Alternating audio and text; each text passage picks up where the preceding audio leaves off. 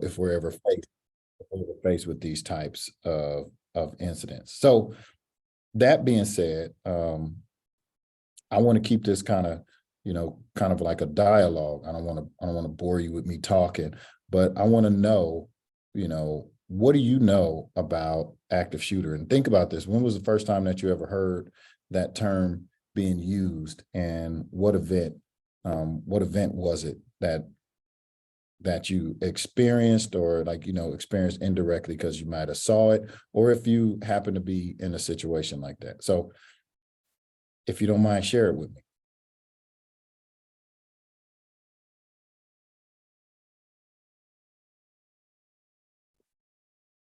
Is everybody shy? I think the first time for me was when we had across the street an active shooter in the engineering building a few years ago.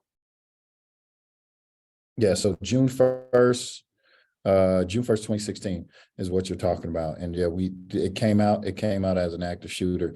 What it ended up being was a murder suicide. Yeah, but we went on active shooter lockdown like it was an actual active shooter. Does anybody remember that day? If you were here, just throw a hand up in the on the screen if you were here and you remember that day.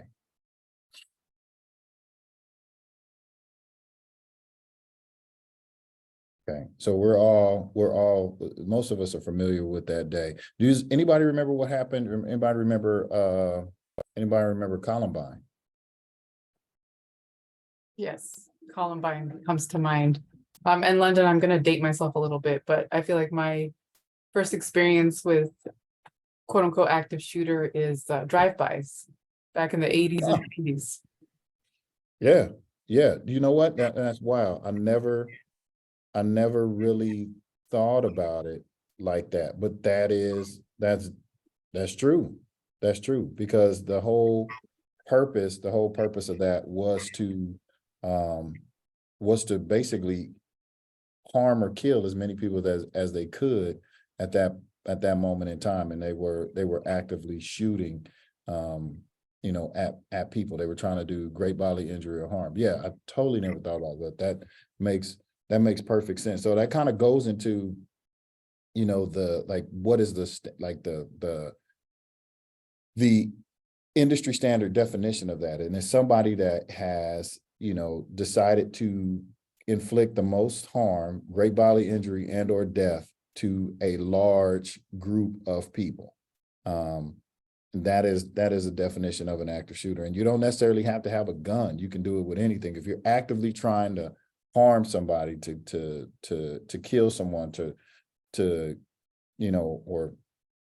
whatever it might be, to have great bodily injury, this is what we consider that active aggressor, or in a sense with a firearm, an active shooter. Do you all know what to do if you're ever faced with that type of situation? There are no wrong answers. I'm gonna let you know that right now. No wrong answers. So just throw it out. What would you do? Hide. I like that. Hide. Okay. What else? What else could you do? Brad, you said find cover. Good Run. one. Run. Yes, you can run. What else?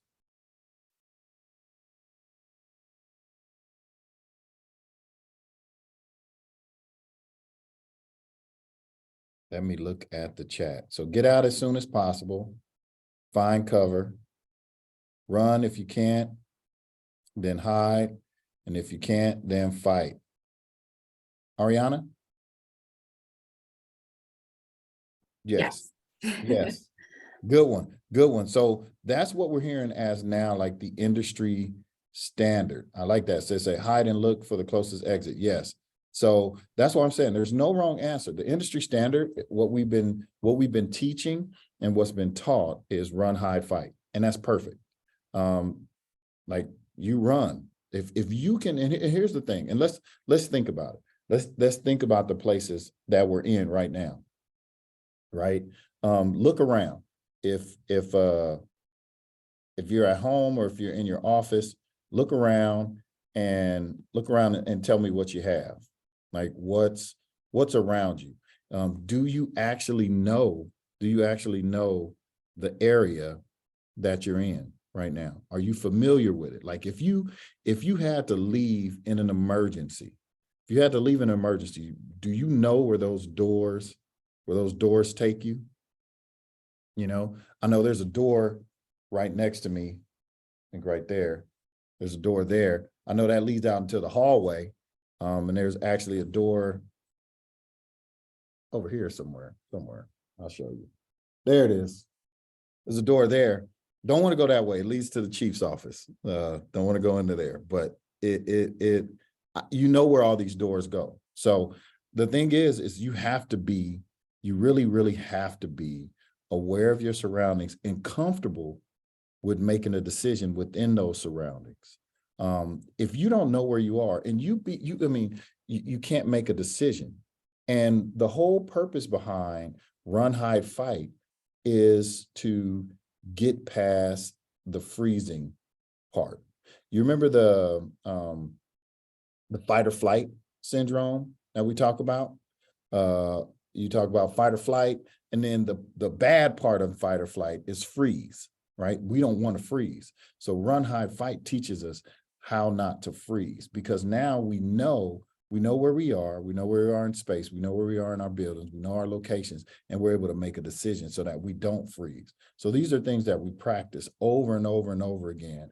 You know, we imagine it. If we have to get into these situations, where do we go? How many of you go to the movie theaters now, and because of what happened in Colorado a long time ago, now you're looking for the exits. You're trying to sit in a place where you know, you can be close to the exit. You want to keep eyes on the entrance to make sure nobody walks in. We do that now, right? We do that now.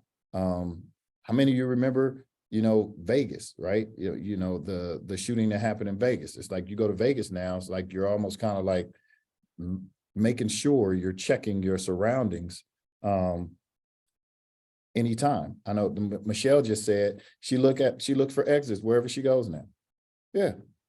I mean, same. You want to be aware. You want to be, you know, it's not trying to live in fear, but you want to live like kind of being cautious. You want to make sure that you know your surroundings, because in case you have to leave, you want to make sure you're going in the right direction and that you're not running into any kind of obstacles.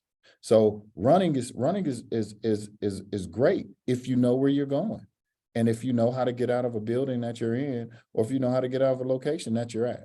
So that's when running actually works. So let's talk about it. If running doesn't work, then I know we were talking about you hide, right? If you can't run, then you hide. What does hiding look like though? Hiding is just not kind of ducking under a table or behind a chair. What does hiding look like? Say you're in your office and you look out the door and you realize you can't make a run for it. How do you hide? How do you hide effectively in that office? Anybody?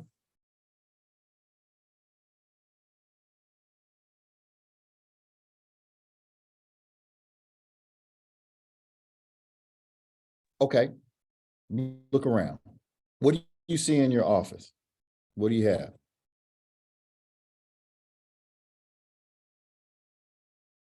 Barricade. Michelle, thank you. Barricade yourself in the office. How would you do it?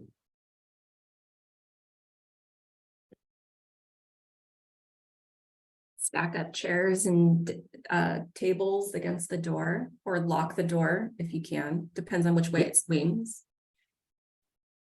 No, that's perfect. So like I told you, there are no wrong answers. Honestly, there are no wrong answers. That was perfect what you said. And Michelle said in the chat, all the heavy furniture to secure the doors. But if you turn off the lights as well. Yeah, turn off the lights. I mean, like Ariana said, lock the door. You can use the locks, definitely use the locks. Lock the doors. Stack heavy furniture up in front of the door to secure the doors. That's what you want to do. And you do this, the reason why you're doing this is because you're not just creating a barricade, but what you're also creating is a form of cover, is a form of a barrier that is, say, for instance, somebody did happen to just take a shot at the door. What those barricades are doing, what those items in front of that door are doing, is stopping the bullet's flight. It's slowing it down. And that's exactly what you want. But you want to keep the person out of the door, and in case they're trying to come up, because remember, someone in a situation like this is they're not trying to have it be hard for them. Like, they want the easiest targets as fast as they can. And the reason why is because they know they only have a limited time, because somewhere along the line, somebody saw this person come in, whether it's with a gun or a knife or whatever it might have been, and then they called the police. And so this person now knows that I don't have that much time. I need to find the easiest target. So them going around trying to fiddle with doors and things like that are locked, they'll blow past that, because that's not what they're looking for. They're looking for easy targets. So as long as you can barricade yourself in places, that is perfect, because you want to limit the time that this person has to go around hurting people. And if he or she can't find the person, that's perfect. That is exactly what you want, because statistics show that when we get there, the violence turns to us, or either they turn on themselves and turn the weapon on themselves. So that's what we want. London, what's your recommendation about cubicles? Yes, Touch point cubicles. I saw that in the chat. In cubicles, I'll tell you this.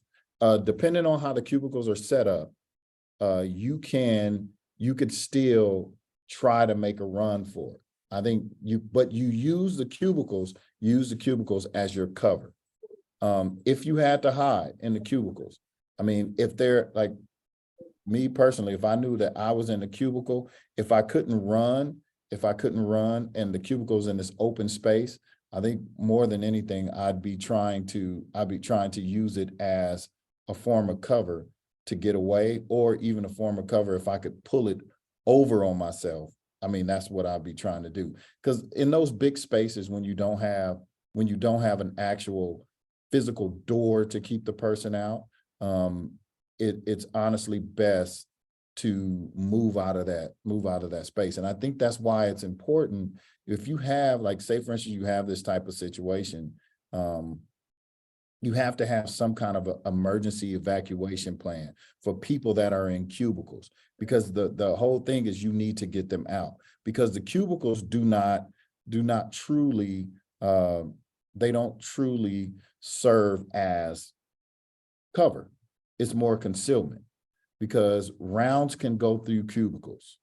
So it's better to move out of a situation and into a place where you have a door that can separate you from the aggressor. That's a hard space. That's a hard space to be in. But what I would like to do, honestly, is to come and kind of look at the space that you're talking about, and then we can map something out, kind of figure out, okay, in this situation, this is what we want to do. So I think that would probably be the best plan of action for us. So you ran, but and you did that. Okay, you can't run, so you have to hide. All right, and we went over that. What do you do? So what about fighting? When does fighting take place? Do you go out and find the person and fight the person, or when do you fight? When you have no other options and you're stuck.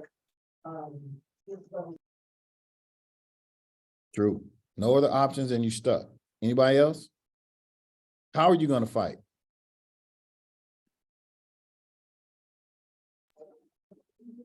Anybody?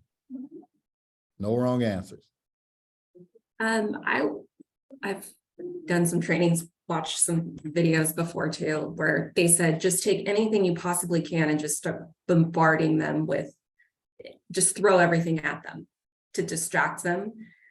Another one said, if you can team up, distract, just grab the person's arm and just fall to the floor to bring them down, to try to disarm them. You know. No, I like it. Yeah, no, I like it all. I mean, it works. When you fight, you got to fight. Like, this is not movie fighting. This is real life fighting. Like, and so I say everything. And I think Brad said, using your surroundings. Heck yeah, whatever you got in the room, use it. Like, you're not fighting fair on this. You're fighting to win. Everybody's life is valuable, and everybody in here is important. You have every right to defend yourself and every right to get out of this situation alive. And if it comes down to you having to fight the assailant that's coming in, then you gotta go all out. So, I mean, you can look around your surroundings now, and figure out what do you have in there that you can use as an improvised weapon to fight with. How many of you carry hydro flasks? You drink a lot of water, carry the big old hydro flask. If you got that, that's a weapon. I mean, you fill that thing up with water. I mean, heck, you ain't even gotta fill it up with water. You can use it as an impact weapon. Those are the things that we want you to take into consideration. Look around and see what you have, because believe me, you have things that you can actually defend yourself with inside of your own office, inside of your own space, whether it be home or in your office. You have things that you can defend yourself with. One thing I do not want you to do, like you see in movies, do not grab the gun. If somebody comes in the door with a rifle, do not try to grab the foregrip of the rifle, because it will be hot. If they've been shooting, it's going to be hot. And that's one thing, you cannot stop them. If they wanted to shoot the weapon while you grabbed it, they still can, because all the internal workings is closer to the person's hand. So you don't want to grab the gun. You want to hit the person in the face. If you have any kind of weapons, that's where you want to aim, because up here you have everything: the eyes, the nose, the mouth, the jaw. You hit somebody hard enough, you knock them out. But you definitely don't want to try to just necessarily grab the gun, wrestle the gun away. A handgun also, a lot of people have seen in movies that if you grab the slide of a handgun, that it won't fire. That's not the truth. It'll still fire. So you want to stay away, always stay away from the barrel of a gun, and try to keep your hands off of it, and actually hit the person and go after the person and attack the person. If you could push the gun, or like kind of push the person's arm, like you were saying, move the person's arms out the way and then strike the person, then that's perfect. But you don't want to necessarily grab the weapon, especially because it's hot and it can still fire, and you want to keep your hands away from the muzzles of any kind of weapon. So when you fight for real. And that's what we want you to do. And we don't want you to, that's another thing that you have to get over. You have to get over that fear of, in a sense, doing harm to somebody. This person is coming in to do harm to you. And like I said before, you have every right to defend yourself, and you should defend yourself. So look around at everything that you are surrounded by. Look at your surroundings. Look and see if any kind of situation like this might happen, that you could always make a decision to either run, to either hide, or the last resort is to fight. So always pay attention to the things that, like when you're out in public, when you're in like large spaces with crowded people, always look around for things that stand out of place. And the reason why we want you to do that is because typically these types of situations, when they happen, people tend to be some kind of warning signs. And so we want you to be observant of the warning signs and pay attention to what people say, how people move through like, say, your departments, things like that. Like, definitely what people say. If they're talking about hurting, others or themselves, please let us know. I think the biggest thing that we can do to keep our community safe is when we see something or when we hear something, that we say something about it. we have so many different resources here that we can get the person the help that they need, or we can get the resources to them if they decide that they're planning on doing some kind of criminal act. I mean, have you've read in the news and you've seen on the news not just the incidents of dealing with active shooters, but you've seen on the news people foiling those plans because somebody said something. So don't ever hesitate to say something if you ever hear or see something.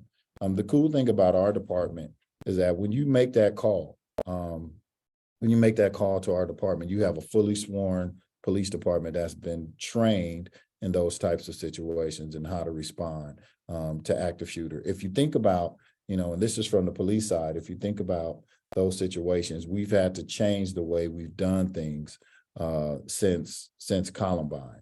Columbine, what you saw was that officers kind of stood outside and waited. And the reason why it wasn't due to fear, it was due to the fact that their standard operating procedures were to wait for SWAT. That totally changed, and it morphed into something more as what we kind of see as our modern active shooter response in regards to law enforcement. How whoever gets there, they're the team that goes in and they go out and try to find the bad person. What was happening in that, because that also changed too, is that you had fire and any kind of emergency personnel, they wouldn't come into the area. They wouldn't come into the area. They would stay out of the what they considered the red zone, and they would just wait, or the hot zone, and they would just wait until the area was cleared for them to come in. What that did, though, that still, even though we went in and we were getting the person that was doing the harm, we were still losing a lot of lives, because people who had injuries that could have been taken care of with some kind of a tourniquet or wound dressing or anything like that, they were losing their lives because our mission was solely focused on going after the individual doing the harm. That changed. And now what it is that we now send a team in. All of our officers are trained in the techniques that SWAT would use. So that's why we don't wait anymore. So we all go in, and right behind us comes a rescue team, which are officers along with EMS and fire and things like that, so that the people that are hurt or injured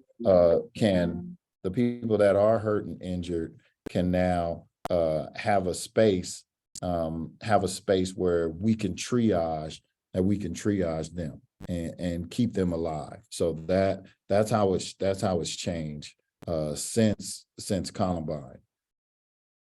So with that in mind, has anybody have first aid training? You can raise your hand. Okay.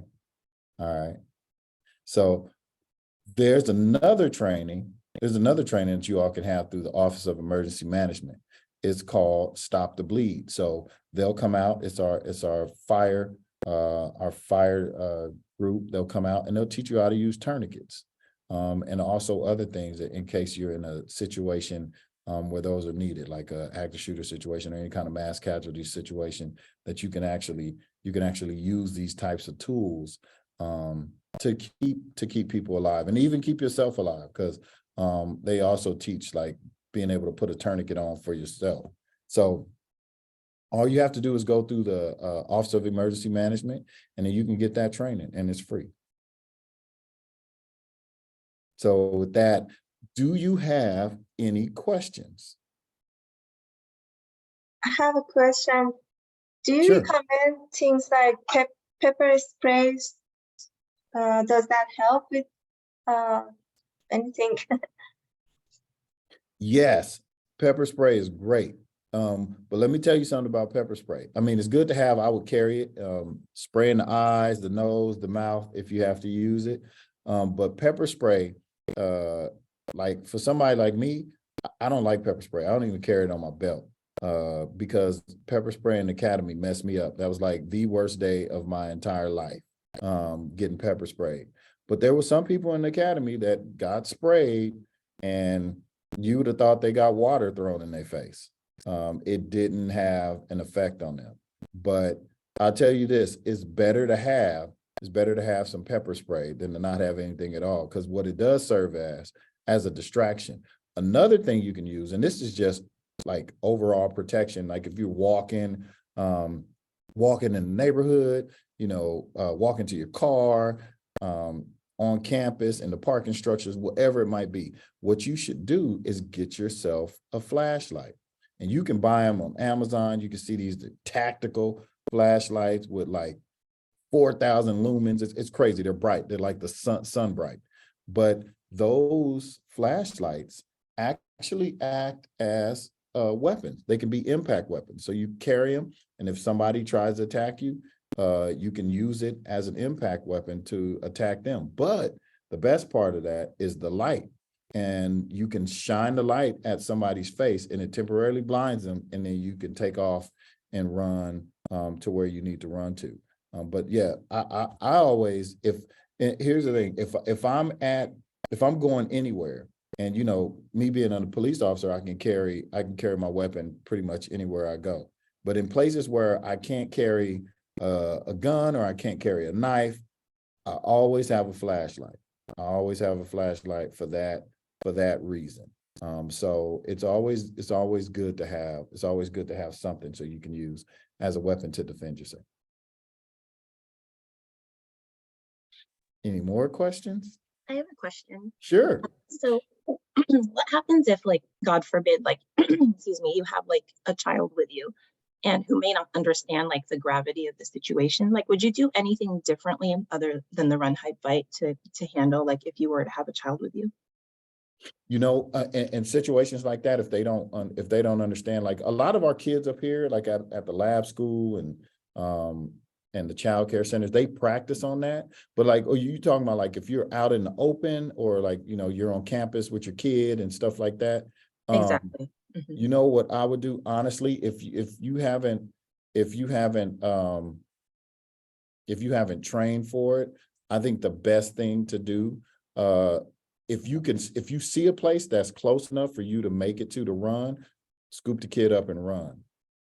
If you're in a location already, I think it would be easier to try to barricade yourself someplace, and hide there. So, and the reason why I say that is because, and I've done this for the child care, and you could talk run, hide, fight. Hey, if you're here, run, do all this kind of stuff. They don't run. Like, their whole system is built around hiding. And so that's where it comes down. Like, hey, if you're at work, your surroundings, you know what you can do. And you have your kid with you, or, like, that's when you kind of just barricade yourself. I know that's what I would do. I have a 9-year-old, and even though he's faster than me, I'll probably be like, hey, look, dude, we're staying here. We're hiding. Out in public, what I tend to do, is we have these code words, but I tend to only use them when he's with his bigger brothers, because they can just move him along, and then I'll walk off and go someplace else. And that tends to be what happens out in public. But that's if you're with like family members and you wanted to separate, then you would do something like that, so you wouldn't all be together in that type of situation. But if you have a plan, if you honestly have a plan, then you all can work that plan out. You all can work that plan out together. But I always say this, I was like, if it ain't safe, if it's not safe and you don't feel that it's safe to run, then don't run. Like, it's totally okay. And I think that's the biggest thing. It's like no one should judge you for the decision that you make, because only you know what's going on at that moment in time and why you can or can't do something. So it's really situationally driven. Like, whatever's going on in that moment is the decision that you make. So there might be a moment where okay, we got to get out of here, and then you leave, you make it out.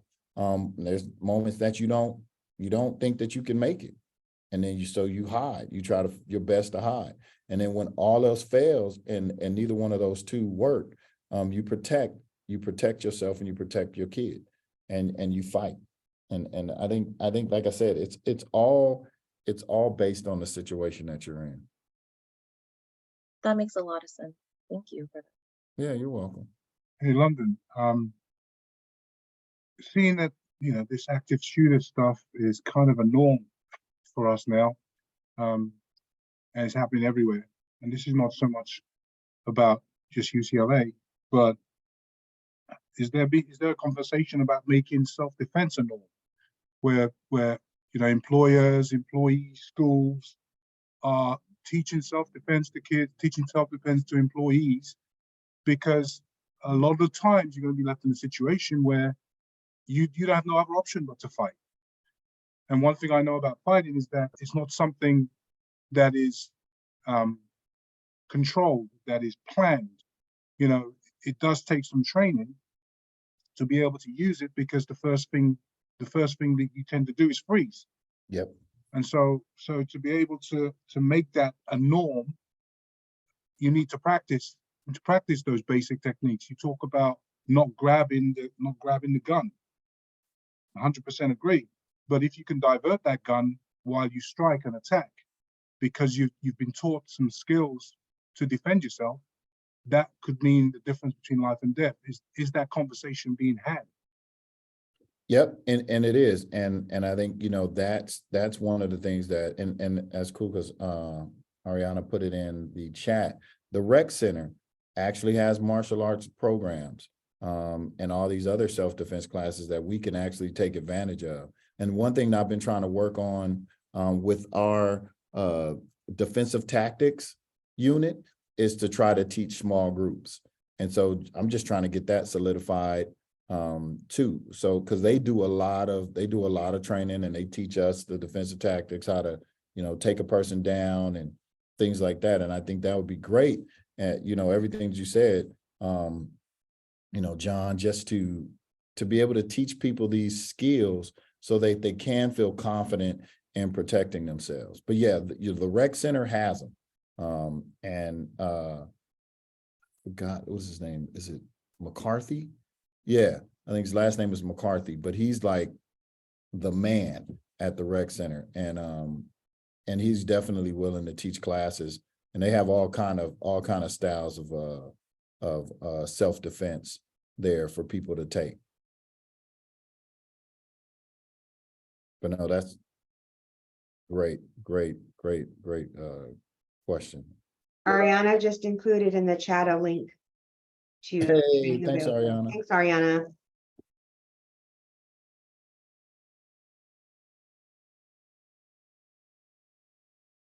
Any more questions or comments?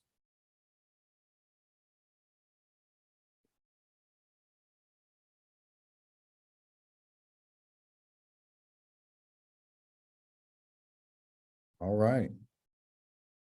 Well, everybody, thank you for your time. I truly appreciate it. Thanks for listening. I know Zoom can be hard sometimes, but thanks for hanging out with me. Any other questions anyone may have, or scenarios that they'd like to present? Now's the time.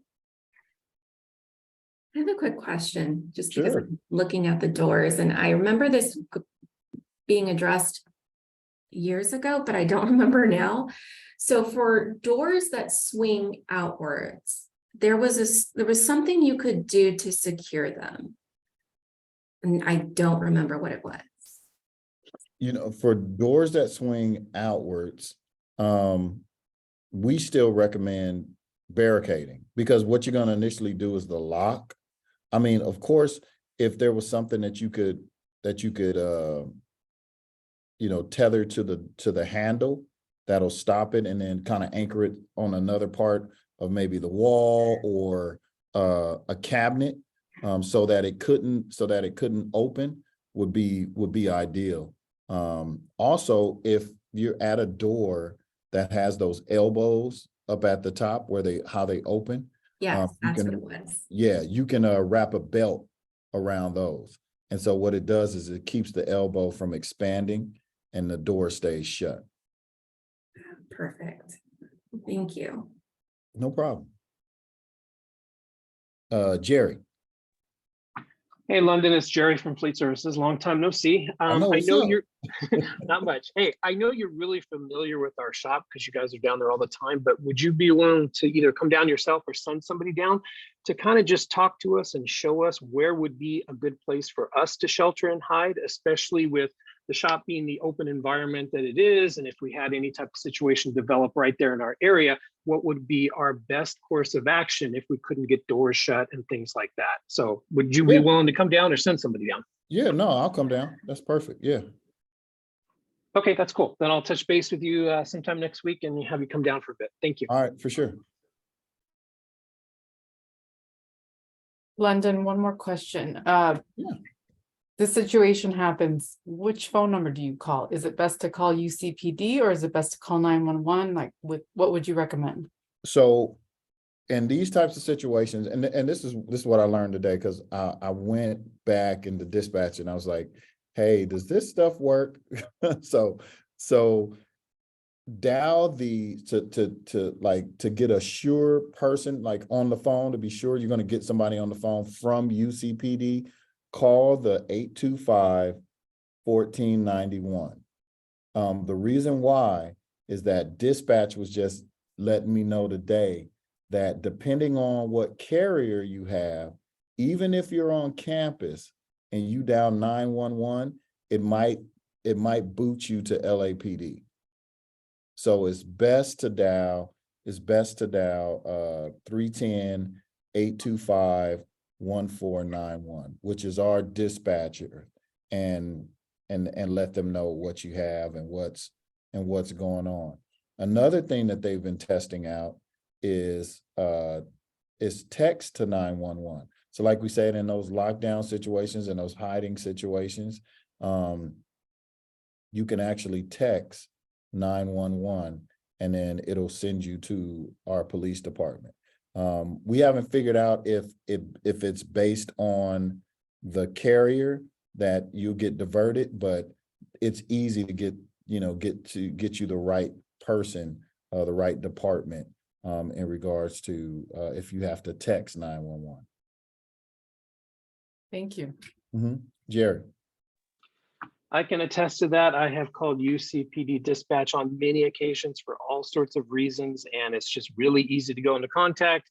I type in UC, up comes the UCPD dispatch, and I'm able to contact somebody at the front desk and get you guys out immediately. So yes, I definitely believe in that. Anywhere on campus, anytime on campus, that is the best way to get in touch with PD.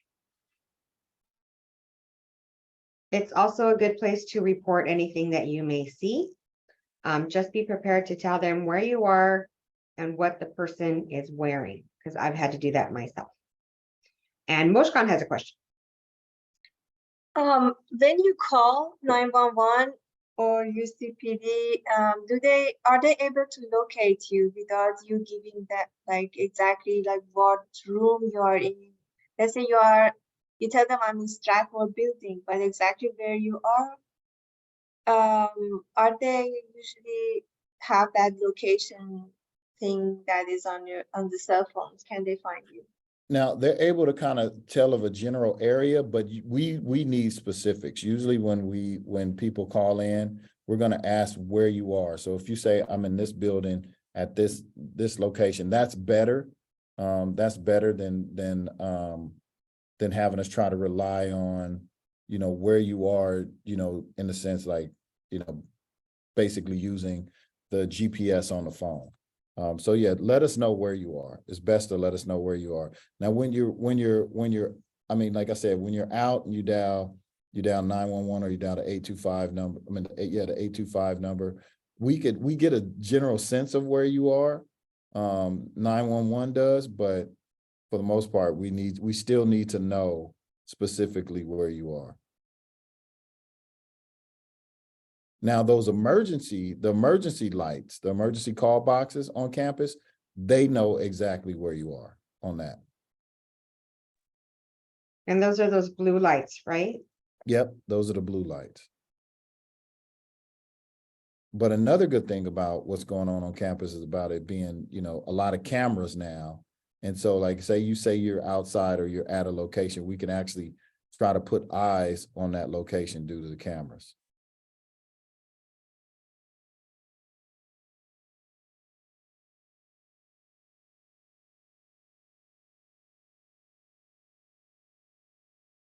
Are there any more questions? Can you repeat that phone number for UCPD dispatch? It's in Yeah. the chat, Moshkan. Thanks.